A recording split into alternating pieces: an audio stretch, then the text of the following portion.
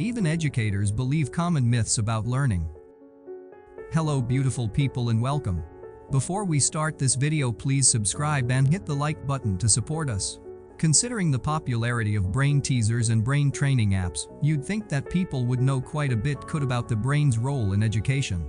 But according to a new study, the general public and even educators have a hard time squashing misconceptions about the brain and learning. For instance, many of the research participants believed that students' brains shrink without sufficient water, and that kids are less attentive after devouring sugary treats. Both of those statements are false, by the way.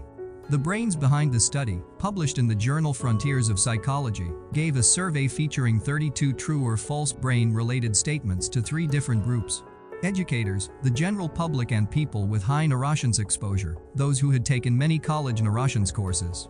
Of those statements, the researchers focused on 7 common myths that stem from what they call single explanatory factors, or ones that reduce the complexity of human behavior to a single explanation. Those 7 myths are the following. 1. Individuals learn better when they receive information in their preferred learning style. 2. Children have learning styles that are dominated by particular senses. 3.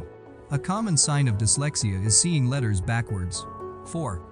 Listening to classical music increases children's reasoning ability. 5. Children are less attentive after consuming sugary drinks and/or snacks. 6. Some of us are left-brained and some are right-brained, and this helps explain differences in learning. 7. We only use 10% of our brain. Of the 3,045 general public respondents, an average of 68% believed these brain myths.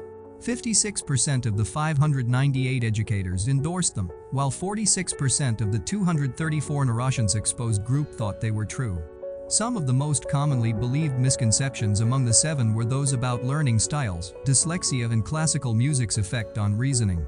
The VAC learning styles theory suggests students have a primary way of grasping information: visually, auditorily, or kinesthetically.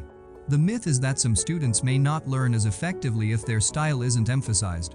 93% of public respondents believed this myth, and there was only a 2% difference between teachers, 76%, and those educated in neuroscience, 78%. And 55% of the participating educators believed in the Mozart effect, the idea that kids' spatial reasoning skills improve when they tune into classical music. However, this myth hits a sour note. Research doesn't corroborate this belief.